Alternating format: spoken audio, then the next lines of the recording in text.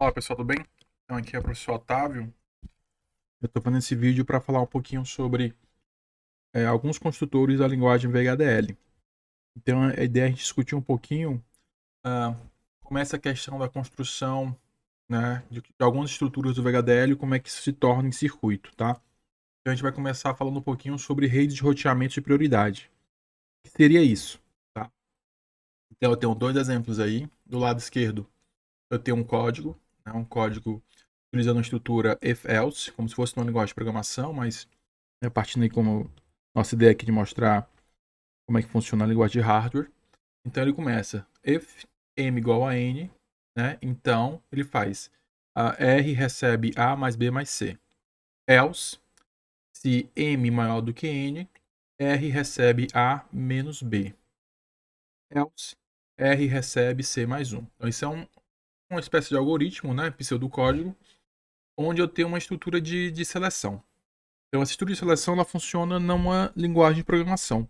Uma linguagem de hardware, né, como a gente sabe, ah, as coisas são um pouquinho diferentes. Então, a gente vai ter algo parecido, né, o circuito que seria sintetizado nesse exemplo seria algo parecido com o que está aí nesse circuito à direita, onde eu tenho 5 entradas, A, B, C, M, N. Eu tenho uma saída, que é a saída R. E aí, para cada expressão que eu tinha lá no meu algoritmo, né, por exemplo, a expressão R recebe A mais B mais C, essa expressão ela vai ser criada em circuito. Então eu vou ter um circuito, por exemplo, que faz o A mais B mais C. Eu vou ter A entrando no somador, aí na outra entrada do somador vai ter B. A saída desse primeiro somador é conectada no segundo somador. E aí vai estar somando com C. Então A mais B mais C, lá do meu algoritmo, ele vira dois somadores aqui para poder fazer essa soma. Da mesma maneira, o A menos B, né, eu vou criar um bloco que vai ser um subtrator, e uma entrada vai estar em A outra entrada vai estar em B. E o C mais 1 é um bloco que faz o incremento. Né? Ele entra C e ele soma mais 1 e joga para a saída. No caso, essas operações vão ser realizadas dependendo dos valores que eu tenho em M e N. E aí o que acontece? Para poder fazer as comparações da forma como está no código, a gente vai utilizar também blocos, né, de circuito. Então, eu vou ter um bloco aqui que faz a comparação se o M é maior do que o N, e vou ter um bloco que faz a comparação se o M é igual ao N. E esses blocos eles vão estar sendo ligados nas entradas de seleção de dois multiplexadores. E esses multiplexadores que fazem a nossa rede de roteamento de prioridade. Porque eles vão decidir quais dessas condições vai determinar qual valor vai ser jogado para a saída R. Então, por exemplo, se o M for igual a N, o primeiro multiplexador vai selecionar a entrada 1. E essa entrada 1 está ligado no circuito que faz a soma de A mais B mais C. Então aí o R receberia o A mais B mais C. Se for diferente, o que acontece? O primeiro multiplexador vai estar selecionando a entrada 0. A entrada 0 ela vem da saída do segundo multiplexador, que está um nível abaixo na prioridade.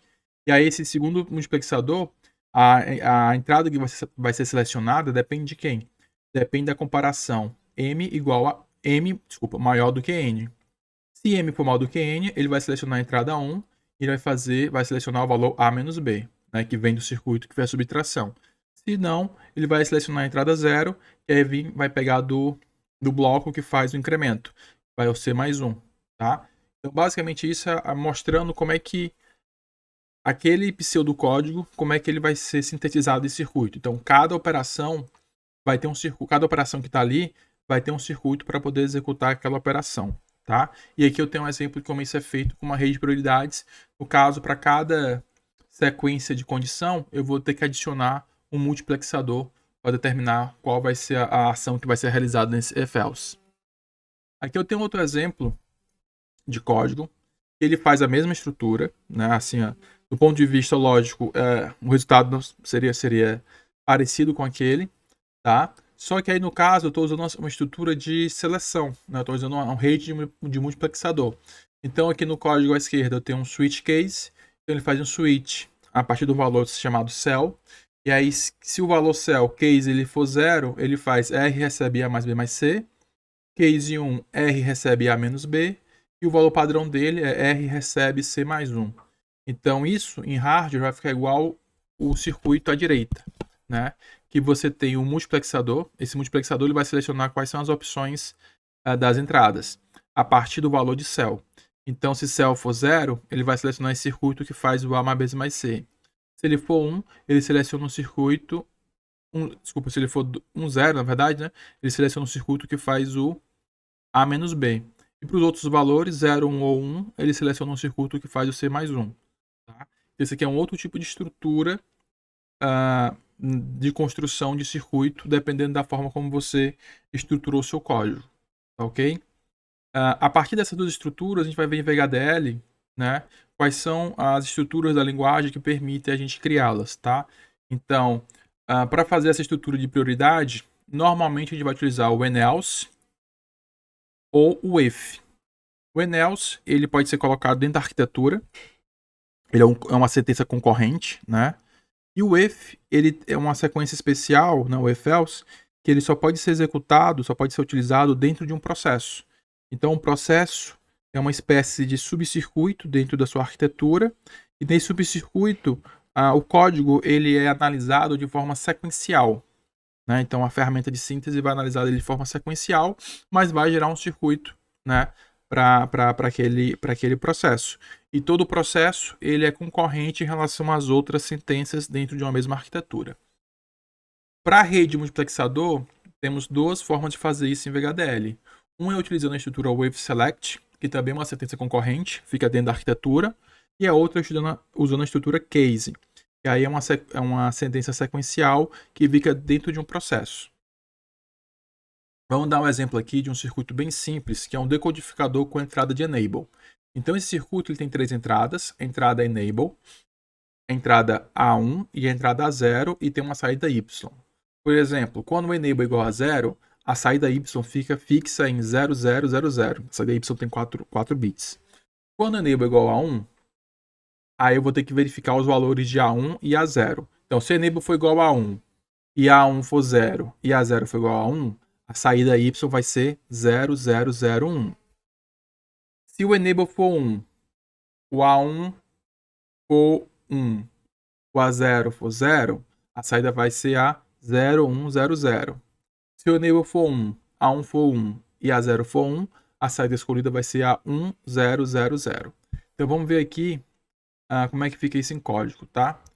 Então o primeiro exemplo aqui do decodificador com enable, a gente vai utilizar a atribuição condicional, o enelse. Então você tem aí o exemplo de código, a gente tem as 3 regiões do código em VHDL. Então na linha 1 e na linha 2 tem a declaração da biblioteca. Da linha 4 à linha 9 nós temos a declaração da entidade. Então da entidade, decodificador, underline 2, underline 4. Tem uma entrada A de 2 bits, né, um standard logic vector de 2 bits. Uma entrada enable, que é só 1 bit, um standard logic. E uma saída Y, que tem 4 bits. Aí você tem na linha 12 à linha 22 a declaração da arquitetura. Então, da linha 16 à linha 20, ele faz a estrutura OpenElse. Então, ele faz a saída Y, recebe o valor 0000, when, ou seja, quando, enable igual a 0. Se não, recebe 0001 quando a entrada A for 00. Se não, recebe 0010 quando a entrada A for 01. Se não, recebe 0100 quando a entrada A for 10. Se não, recebe 1000. Tá? Isso aí é o comportamento que a gente definiu no slide anterior.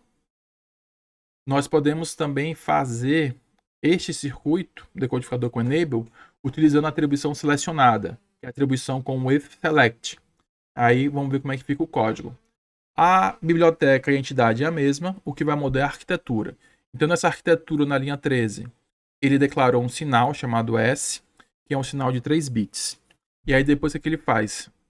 Na linha 15, que já dentro do begin, entre o begin e o end da arquitetura, ele vai concatenar o enable e a entrada A.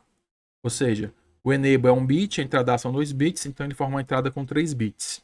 Dessa entrada com 3 bits, ele vai fazer da linha 16 à linha 21 o if select. Então, aqui na linha 16, with S select, ou seja, com a entrada S, selecione.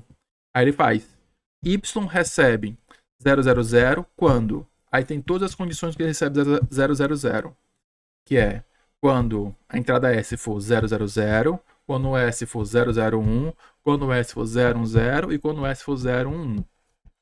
Aí na linha 18, né? Y recebe 001 quando a entrada S for 100, recebe 0010 quando a entrada S for 101, recebe 0100 quando a entrada S for 110 e recebe 1000 quando a entrada S tiver outros valores. Então nessa estrutura with select, né, a gente é obrigado a colocar esse when others, né, que são os outros valores que o S pode assumir. É importante notar que na linha 17 você vê que o código ficou um pouco esquisito porque você tem que listar todas as condições de S para que o valor e para que Y receba 000. Né? Como são várias condições, o código fica um pouco esquisito. Tá? Continuando.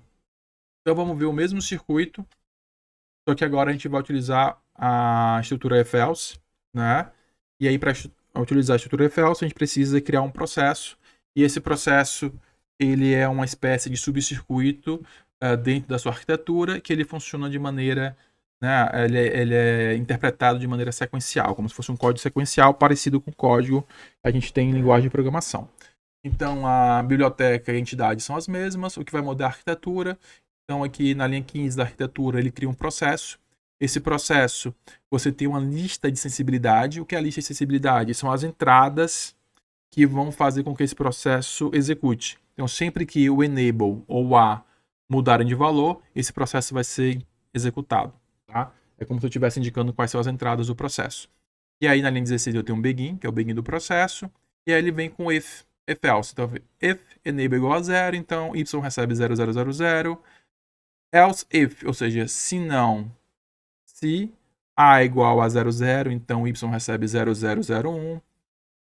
Else f, a igual a 01, então y recebe 0010. Else f, a igual a 10, então y recebe 0100. Se não, né, que é o último se não, y recebe 1000. Este código aqui, ele é equivalente ao código com o when else. Né? Então o when else e o if, eles geram o mesmo circuito. Né? São circuitos equivalentes. São só duas maneiras diferentes de você escrever o mesmo código. E aqui a gente tem um outro exemplo, agora utilizando a condicional case. Tá? Aí para usar o case também vai ter a questão de eu criar um processo. E aqui a entidade e a biblioteca são as mesmas, o que vai mudar é a arquitetura. Aí nessa arquitetura ele declara um sinal S. E aí na linha 15 ele atribui esse sinal S a concatenação do sinal enable e do sinal A. Né? Para quê? Porque na linha 16 ele cria um processo. Esse processo, a lista de sensibilidade, ela é composta do sinal S, ou seja, sempre que o sinal S modificar, esse processo vai ser executado. E aí na linha 18 ele cria o case. Então faz case, S, is, aí tem a primeira condição. When, aí tem os 4 valores da primeira condição. 000, 001, 010 e 01. A saída recebe 000. Aí depois tem a segunda condição. When 100, a saída y recebe 001 e assim por diante. Né? E aí no case também nós somos obrigados que a última condição seja when others, ou seja, quando outros valores, né, tipo é um valor default, um valor padrão para quando você for executar esse código, né, ele vai atribuir para o y esse valor. Então basicamente é isso. Nós temos essas 4 estruturas, sendo que essas estruturas elas vão sintetizar 2 tipos de circuitos. Ou tem um circuito que é uma rede de prioridade, ou tem uma rede multiplexada. A rede de prioridade a gente realiza com when else e com if. E a rede multiplexada vai ser com with select e o case, tá? Sendo que as estruturas são idênticas, são semelhantes, tá? O que muda é a forma como você escreve, mas o circuito gerado vai ser o mesmo, né? Quando você usar o when else ou if, vai ser o mesmo circuito gerado. E quando você usar o case e o with select, é o mesmo circuito gerado. Então você escolhe como é que você vai escrever os seus componentes.